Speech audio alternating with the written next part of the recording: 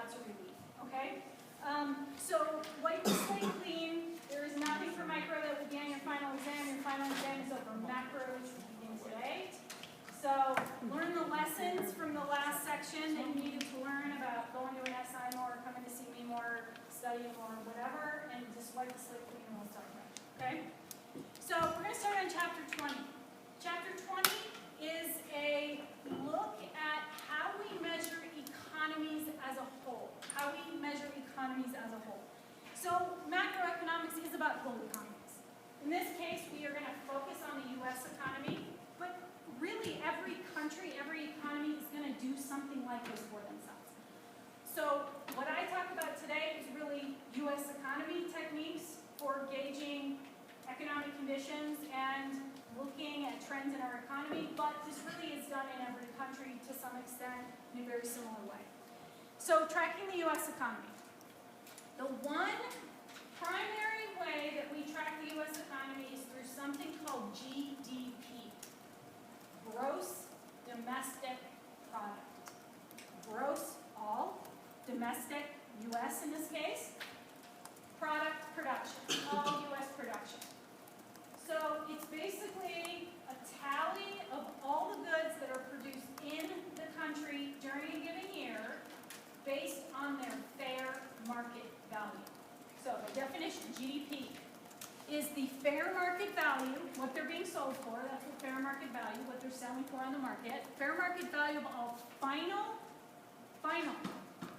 done being produced. They've gone through all stages of production. They are ready to sell for the very last time to the end user. Final good or service. There are literally dozens, hundreds of accountants and economists, and their primary job is to calculate GDP. Is to somehow figure out how to put together a number for all goods produced in this country over a given year, to tally that up, and we use that as a really important gauge. We'll talk about its flaws as well. But it's a really important gauge to just track economic conditions and economic progress. There are two different ways to calculate GDP. GDP is a number. It has to be summed up. Somebody's got to calculate this number. And there are two different approaches that we're going to talk about. The most important one, the one that we will talk the rest of the entire semester about, is the expenditure approach. Expenditure, spending, okay? We add up all the spending of the people in our economy, and we make a minor adjustment for the goods that you and I buy that aren't produced in this country. Minor adjustment, we can figure out what goods are produced in this country and what their fair market value is. So how much spending are you and I doing? Like I said, there's an adjustment in there, and we'll talk about that here in a minute. The other one is the income approach. We try and figure out what American citizens, U.S. citizens, are earning producing goods. We can figure out GDP. We can figure out how much people are earning producing goods in the United States. Now, this isn't a perfect science, right? But these are really the general approaches to doing that calculation. A lot of times both calculations are done. They should ideally come out the same. A lot of times they don't, but they should come out the same. What do you think GDP in the United States is right now? Any thoughts about what the total fair market value of all goods and services being produced in this country is? Trillions. It's trillions for sure. About 20, right?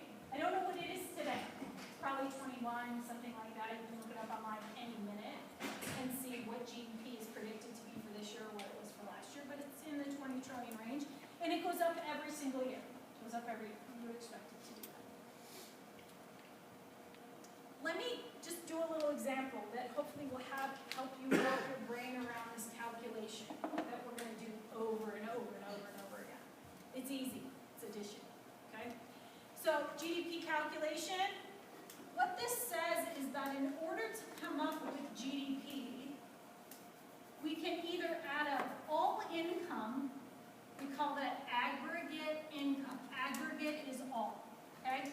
We can either add up all income being earned in the United States, or we can look at all expenditure, aggregate expenditure, all spending that's happening, expenditure approach, all income that's being earned, this is the income approach, these are calculations, and these should come out the same.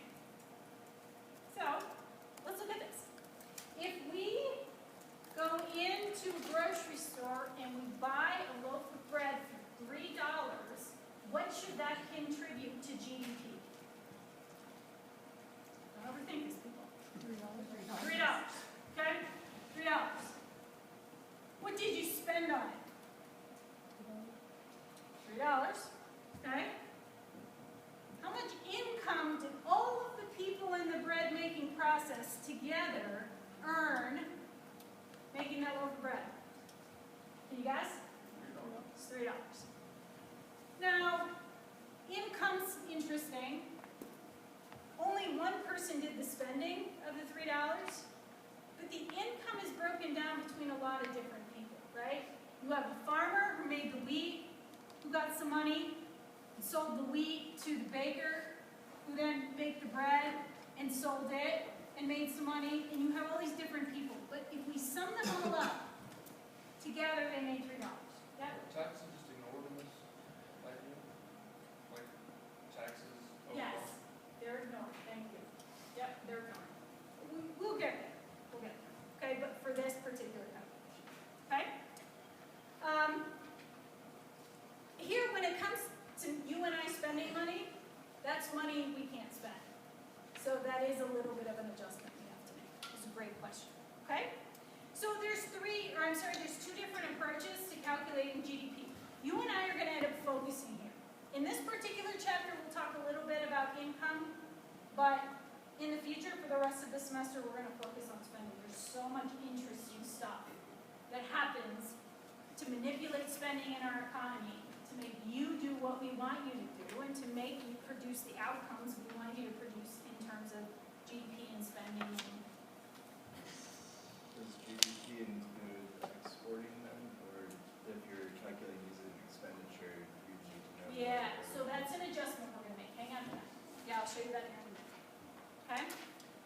So let's define something we call intermediate goods. GDP is the fair market value of final goods and services. Intermediate goods are goods that aren't final. They're not ready to sell yet. So this would be if you produce some sort of a component that went into, let's say, a TV. Or you produce a component that went into a vehicle. That's not final. You're not selling that to the end user.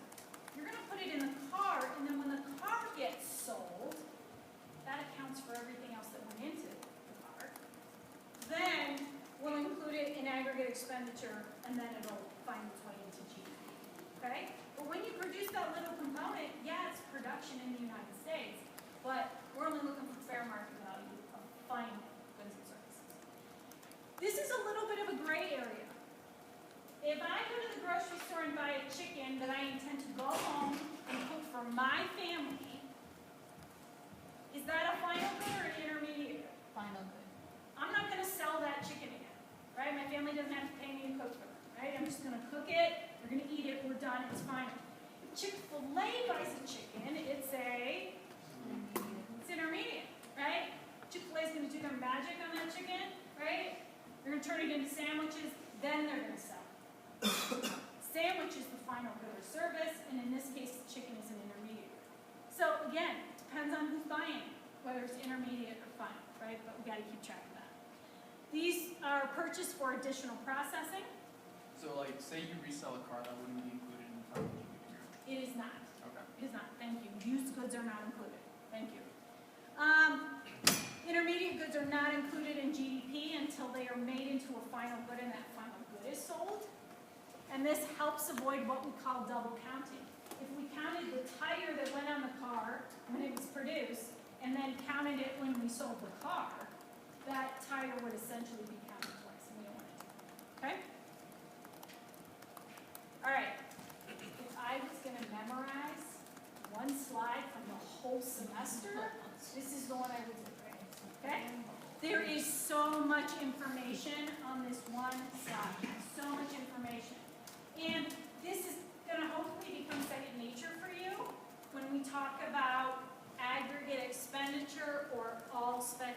This is about this spending. We break spending down into different categories of spending, different categories of aggregate expenditure. And it's really important to understand these different categories of spending that happen in our economy because we're going to go back to them. We're going to talk about how the government might manipulate these to get the economic outcomes they're looking for. It's pretty interesting. So the first category of spending is going to be consumption. C, consumption. Consumption is our spending. It's personal spending. It's what you and I do when we spend. We consume. So the spending that you and I do will be calculated and summed up and put under consumption, personal consumption. How does the government track what you and I spend? How would they find that number to add into this calculation? Any thoughts? Yeah? Income taxes on who you're paid to. Oh, well that's it, yeah. So like corporate income tax, yeah. Or just sales tax, right? Because we're paying sales tax on most stuff. Here in Arizona, we don't do it on food. So then you'd want to go to Safeway and you'd want to see what their tax return looked like, how much revenue they're earning, and then you know how much we're spending on food, right? So there's lots of different ways through government reporting that we can get that data. Investment. Investment is the second component of spending or aggregate expenditure. Investment has three sort of strange, slightly related things in it. The first is going to be physical capital. Physical capital that firms buy. So when a company goes out and buys a machine, when a company goes out and gets a factory, that's going to be under the investment category of spending, physical capital. Capital, things we use to make final goods and services. Residential construction. This is brand new homes. The first time a home is sold, very first time. When it's sold the second time or the 10th time, we don't care. It's a used good. We don't care about it then. But the first time it is sold, we call it an investment. It falls under the investment category of spending. And the third thing we put in there is what we call inventories. Yep. So like in addition to a house, what would that be? Yeah. Yeah, that'd be brand new construction. Investment? So Yeah. if you resell the house, so say you Oh, built a jeez. house and you put a shop on it, but then, so I'm in construction now, so I think about this stuff all day. Yeah, So I you need sell to it, do think you about resell that. the house as, you can't double count it, but you just count the cost of gain as Right, investment? because there's a company out there that does that. But it's Whether- profit on just like. You got it. So whether that company's building new homes or doing remodels or additions or whatever, yeah, that's all gonna come out in their data. That's a great question. Government purchases, anything the government buys. Anything. Anything the government takes their money and buys is gonna be under government purchases. Again, the fact that we have broke this down into really these three main categories of spending helps us really talk in depth about what's happening in those categories, how those categories are manipulated by the government. They do it all the time. I think it's going to be pretty interesting to you. And this last component we call net exports. It's an adjustment in spending to account for the fact that you and I spend a lot of money in this country, not on U.S. goods, right? This accounts for the fact that you and I spend money on goods that are imported. It's merely an adjustment. Don't overthink it. We won't talk that much about this adjustment. We're going to focus on these first three. But the aggregate expenditure equation, C plus I plus G plus net exports. Net exports is exports minus imports. What we send to other countries minus what we bring in from other countries. Is this a positive or a negative number? Negative, it's hugely negative, right? Because we import a lot more than we export. So what this is saying is that it's going to adjust for all the spending that happens in these categories for goods that are brought in from other countries. Again, don't overthink it, it's just merely an adjustment. We're going to focus on this first one, okay? this is just a recap of what you and I just did, okay? This top thing here is what's on the board, okay? Aggregate expenditure equals GDP equals aggregate income. This is just, that's the two different ways to calculate GDP. That's all it's saying, okay? And this is just talking about intermediate goods. That last sentence isn't going to make sense until we talk about the next slide. So just give me a minute. We'll talk about something we call value added. Let's look at this little calculation here. This brings us back to what I was talking about with aggregate income. That when you talk about a loaf of bread, that there were a lot of people along the way who actually made money off of intermediate stages of making that final good, that final loaf of bread, okay? It's something we don't see in aggregate expenditure because one person spends all $3. The income part's a little different. Again, we won't talk much about income after this chapter. So, this example, let's pretend I inherited some land and I cut down a tree because I wanted to sell it. Ironically, in terms of economics, we have increased the value of the tree by cutting it down. Only in economics, right? So we've cut the tree down, and we're going to be able to sell that tree that we cut down for $20. It didn't cost me anything. I inherited the land, we're just going to chop it down in half for $20. So in this case, the cost of the intermediate goods, the cost of anything I needed to produce a cut down tree, it didn't cost me anything, right? And I'm going to sell that tree and make $20 in income for my tree. I'm going to, yeah. Wouldn't you have to like buy something to chop the tree down with? Let's say I inherited all of it. Okay. Yeah, good, yeah. Right, I inherited the chainsaw and everything. Yeah, just keep it simple. Yeah, you're right, you're right. So I sold that tree to a mill for $20. A mill is going to take the bark off and turn it into lumber, right, so that you can build furniture. So I sold it to the mill for $20. They did their magic on it, and then it's now worth $50. The income the mill is going to make is the difference between the two. They had to buy something for $20 that then they could sell for $50. The $30 in between is their income. Does that make sense? That's their value added to the process. We're making a desk. So the difference is that $30, that's what the mill's going to make. Then the mill took $50 worth of lumber, sold it to the manufacturer, the desk manufacturer. They built a desk, which was then worth $120, and they could sell to the furniture store for $120. Their value added to the process was $70. The difference between what they had to buy and what they then could sell it for after they did their processing. The retailer pays $120 for the desk. That's the storefront, if you will, that then sells the desk for $200. Well, so the GDP added by this desk is $200 because that's the fair market value of the desk. Someone's going to spend $200 on the desk. And the income provided to the people who put the desk together is $200, right? It just sort of proves what we've been talking about.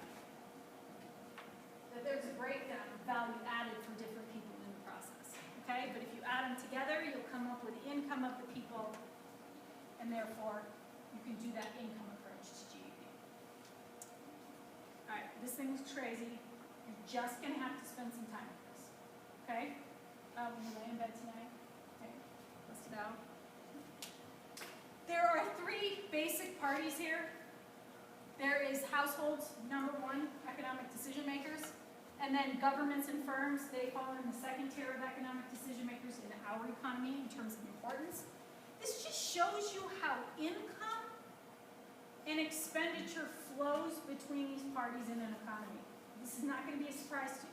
It's not going to be a surprise to you that firms provide income to households. It's not going to be a surprise to you that before the income makes it to the households, some of it gets taken in taxes and it goes to the government. It's not going to surprise you that the government takes your tax revenue and spends it on government purchases. Like, you already know all this stuff, right? It just sums it up in terms of GDP, aggregate expenditure, aggregate income, okay?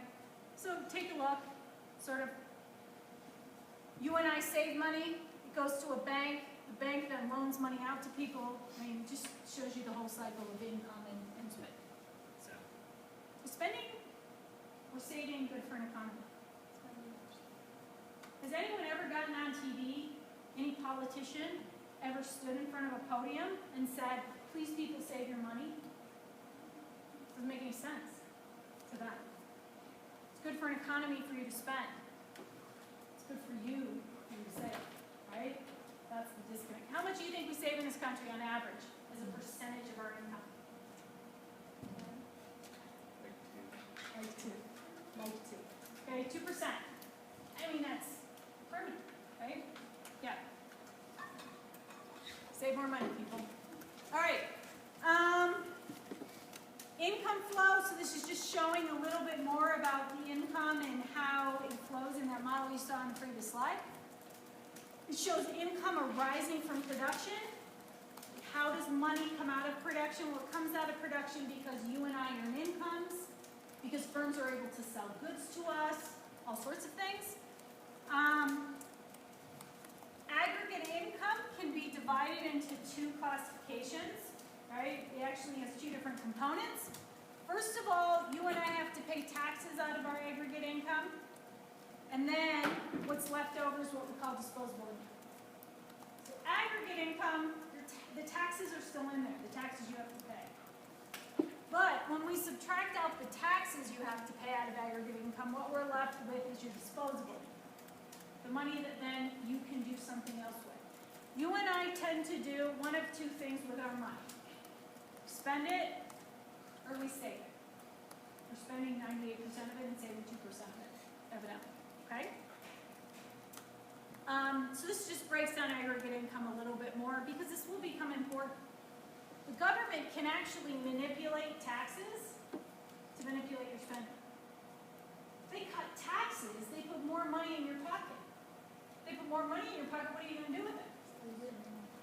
Yeah, right? So we're going to talk about all the things your government is doing behind the scenes to manipulate the entire economy, the health of the economy, right? Some of it's wacky. Disposable income is split between consumption and savings. We just talked about that. And then I just gave you the aggregate expenditure equation again. Okay? But obviously this is all equal to aggregate income, just like we talked about over here. This is the expenditure flow on that model. This is showing all the expenses that happen on that model. So that's going to be the consumption, the investment, the government spending, and it actually shows imports and exports on that flow model as well. All right. So what's wrong with the GDP calculation? Wait, I'm sorry. No, go ahead. The disposable income consumption plus what? Or the as what's the as? Spending? Yeah, savings. Savings. Consumption plus savings equals disposable income. Great. Thank you. Yep, good question. All right. So we've told you, I've told you, your authors told you that GDP is one of the best measures we have of an economy. How much is that economy producing? Is it going up? Is it going down? What's happening with it? There are all sorts of flaws to this calculation. This is the only time you and I are going to talk about flaws, and then we're just going to assume it's a great system and we're going to move forward with it. But I think it's important, before I give you all of this data about calculating GDP and how we use it for all this stuff, to know that it has some major, major flaws in it. Okay? The first thing is that all production that happens off the books in illegal markets or under the table, like we're paying somebody cash and we're not recording the transaction, none of that gets included in GDP. This means that every illegal market out there, and there are a lot of illegal markets out there, that none of that is being captured in terms of data. Okay? So we don't know how much is being produced. From an economic perspective, we actually don't care what you're producing. We just want to know you're producing it and that it has value and that you're selling it in a market where supply and demand and equilibrium and all of this stuff. We don't actually care if it's illegal or not. We just wish we could capture it so we knew what the productivity in this country was. Okay? There's a couple other things that GDP doesn't take into account. This leisure, quality, and variety discussion. So I had one of the first CD players available. None of my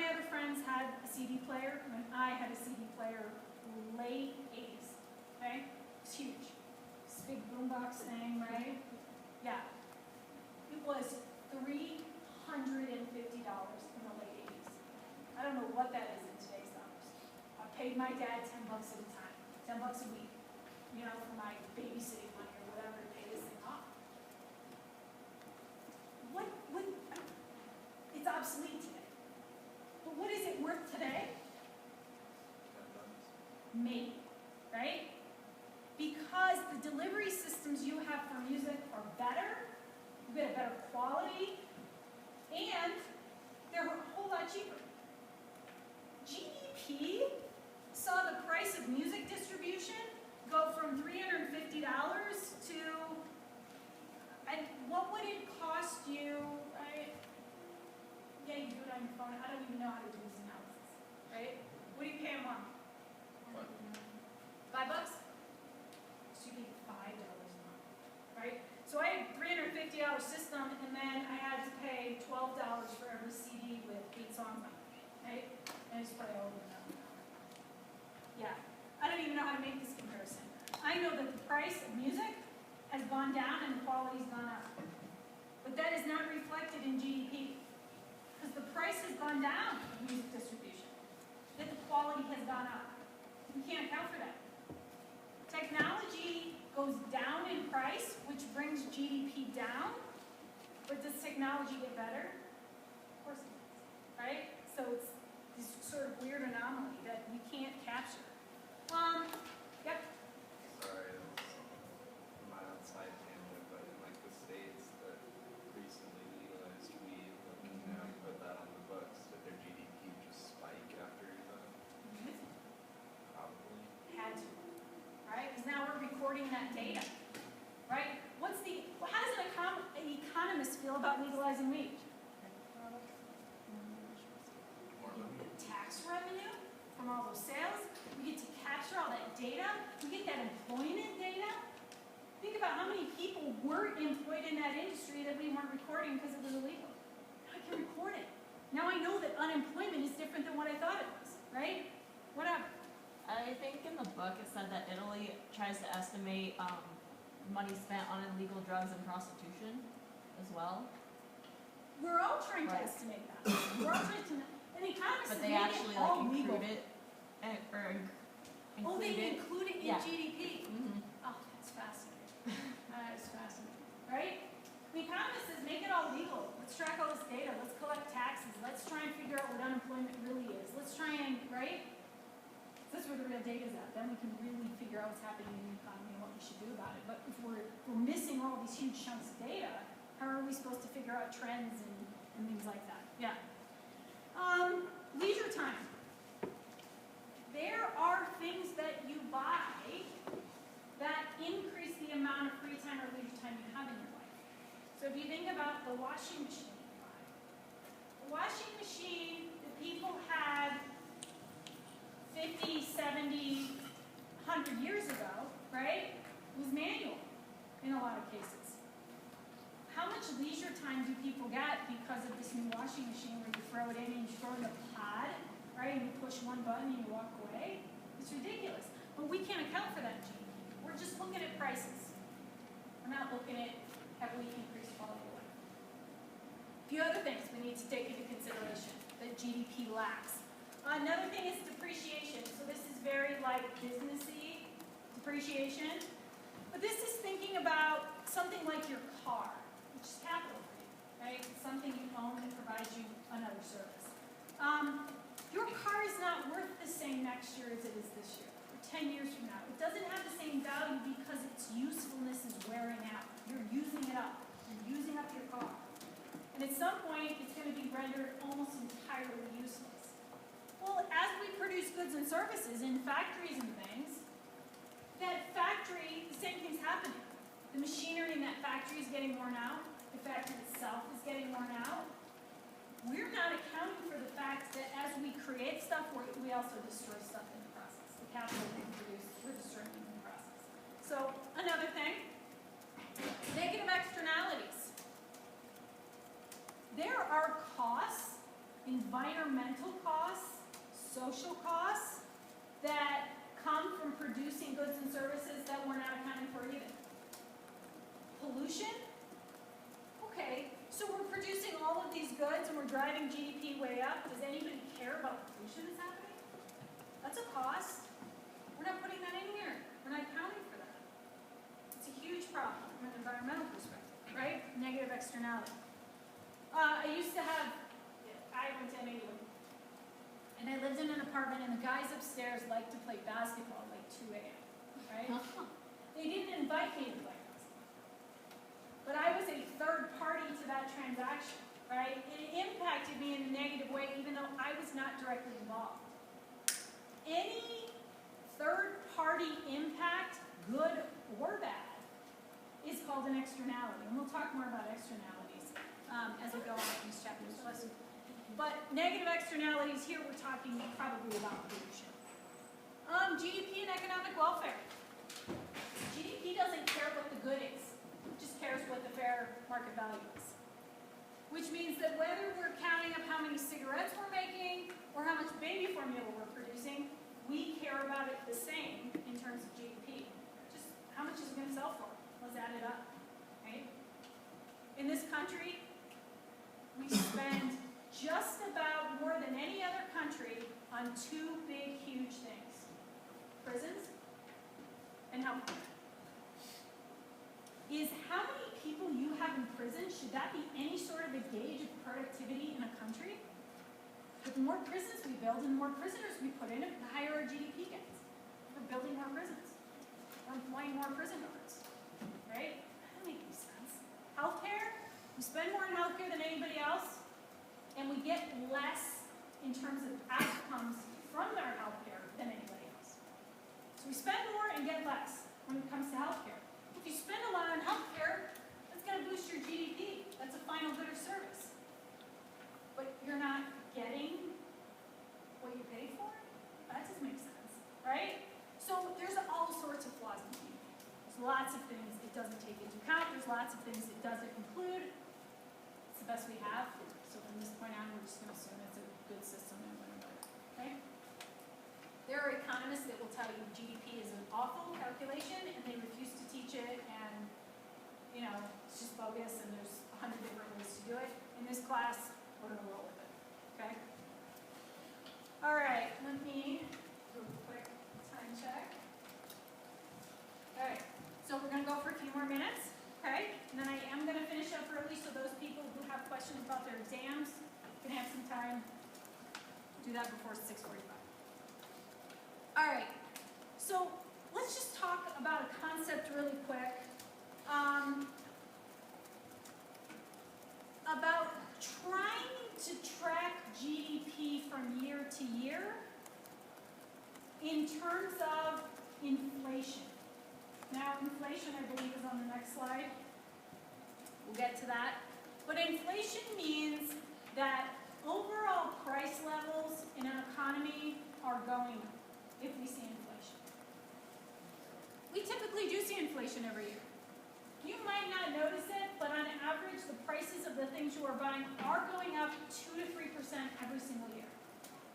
On average. Some prices go down, some prices go up 10%, some prices go up 1%, but on average, they're going up about 2 to 3%. It's normal. It's natural. We're making more money, we demand more goods, it shifts the demand curve, it increases prices, all sorts of things that happen to drive up price. But when you're thinking about GDP, and you're looking at GDP between the years of 2001 and 2018, we would expect these numbers just to go up because prices are up. Not because we're producing more, but they're going to go up, hopefully they're going up because we're producing more, but they're going to go up just because prices are going up. So GDP is the fair market value of goods and services. If the fair market value of the same amount of services and goods is going up, we're going to see GDP go up even though we haven't produced anything else. So GDP is first recorded in what we call nominal dollars. Nominal dollars is this year's dollars, this year's prices. That's how we first record the data. we've recorded the data in nominal prices, the data cannot be compared between years because there's inflation in there that we are not identifying. So, we have come up with a system that we call indexing to help us figure out what kind of inflation we're seeing, how much prices are increasing, in order to sort of edit those prices, those changes in price, out of GDP. Bear with me, it's not as complicated as it sounds, I don't think. So inflation, what is it? It's an increase in the economy's average price level. Again, prices are going up, going down, staying the same, but on average, usually we see 2 to 3%. During the recession, we actually did see prices come down. But normal average economic activity would be a slow, steady increase of 2 to 3% a year in a healthy economy like the United States. What causes inflation? Market power, which we talked about markets. These are firms who are monopolies in a market who have control over price, pushing the price up. Or a rise in demand relative to supply. So as you and I make more money, as unemployment goes down because you and I have more job opportunities and our incomes begin to rise, you and I begin chasing the same goods. We have more dollars chasing the same amount of goods, right? And so what happens there is the demand curve shifts and drives up prices because you and I, they have to weed some of us out, right? Just isn't enough for everybody. Okay, so we do this thing called price indexing. Price indexing is really common in the economics world, in the statistics world, in order to try and track information from year to year. I'm not going to be able to get through all this indexing information, so you're probably going to need to finish this up by yourself, okay? But in order to compare price levels over time, a base year must be established. So part of indexing is picking one year in history in which the government deems a normal, average economic year. Be any year you want. The government picks it, doesn't matter, right? What it does is it just creates a point in history from which to measure all other years. So right now, I believe our current index year is the early 80s, right? They're talking about updating it. Who updates it? I don't know. Somebody in the government, like the Bureau of Labor Statistics, right, is going to track years and come up with a nice normal economic year. It might be last year, it might be the year before. I don't know what it's going to be, but at some point they'll update it and recalculate all the data. But it's just a random year, a normal year, by which to measure all other years. Don't overthink that one either. It's just picked. A price index compares the value of some variable to the value in the reference year or the base year. So we're creating a relationship between some year and all other years, including the current year. The base year, a year with which all other years are compared, the index of the base year is 100. So this indexing that we're going to do, you're really going to come up with numbers that vary around 100, okay? So 100 is your base year. It's the value of your base year. If the base year is 1984 and the value is 100, the index is 100, but then in 2018, the index is 216. What that would tell me is that between the base year and 2018, prices went up 116%. It's a system to create indexes which help us draw relationships between how prices have changed between the base year and whatever the current year is, or really any other year. The equation, you see it right down here, sorry.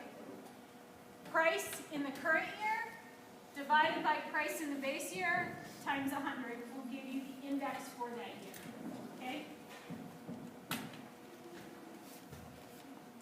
So for example, let's just do this really quick example on price of bread and create indexes from the price of bread. So in 2006, that is our base year in this case. I believe the heading is wrong, in 2006. So 2006 is our base year. The price of bread in our base year was $1.25. Obviously, the base year is our current year. So 125 divided by 125 times 100 is going to give you 100, an index of 100. Your base year always has an index of 100. In 2007, the price of bread went up to $1.30. $1.30 divided by 125 times 100 is going to give us 104. 2008, the price went up to $1.40. $1.40 divided by 125 times 100 is going to give you 112. This is a very simple, very abbreviated example, but all these indexes mean is that between 2006 and 2007, the price of bread went up 4%, and between 2006 and 2008, the price of bread went up 12%. So it's just the difference between that index of 100 and whatever number you've calculated for your current year, or really any year back in history. I can use this and find the price of bread back in 1910, and I can come up with an index that will tell me how much inflation we've seen since 1910 to 2006. So we usually do it in both directions, but it just tells you how much prices have changed in terms of percent.